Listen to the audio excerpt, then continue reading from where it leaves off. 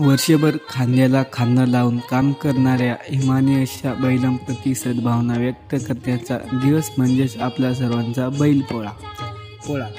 पोळा किंवा बैलपोळा हा श्रावण अमावस्या किंवा भाद्रपद अमावस्या या तिथीला प्रदेशानुसार साजरा करण्यात येणारा बैलांचा सण आहे. बैलांप्रती कृतज्ञता व्यक्त करणारा हा एक मराठी सण असून हा विशेषतः विदर्भात भव्य पातळीवर साजरा केला जातो. विदर्भातील सीमेवर असलेल्या मध्य प्रदेश व तेलंगणा सीमा भागात सुद्धा हा सण साजरा होतो. ज्यांच्याकडे शेती नाही ते मातीच्या बैलांची पूजा करतात. नागपंचमी, नारळी पौर्णिमा, रक्षाबंधन, गोकुळाष्टमी या सणांबरोबरच सरत्या श्रावणात पिठोरी अमावस्येला संपूर्ण महाराष्ट्रात साजरा केला जातो.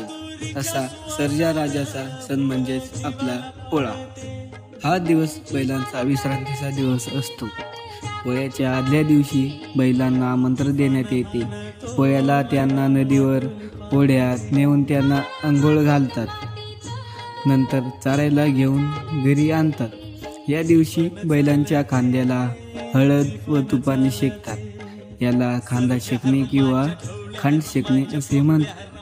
त्यांच्या पाठीवर नक्षीकाम केलेली झूल, सर्व अंगावर घेरूचे ठिपके, शिंगांना बेगड, डोक्याला बाशिंग, गळ्यात कवड्या व घुंगराच्या माळा, नवी व्यसन, नवा कासरा, पायात चांदीचे किंवा करदोड्याचे तोडे घालतात. त्याला खायला गोड पुरणपोळी व सुग्रास अन्नाचा नैवेद्य देतात. बैलांची निगा राखणाऱ्या बैलकरी गरगड्यास नवीन कपडे देण्यात येतात. तर हा आपला सर्वांचा आवडता सण म्हणजे आपला बैलपोळा. काळी आई आमची पंढरी.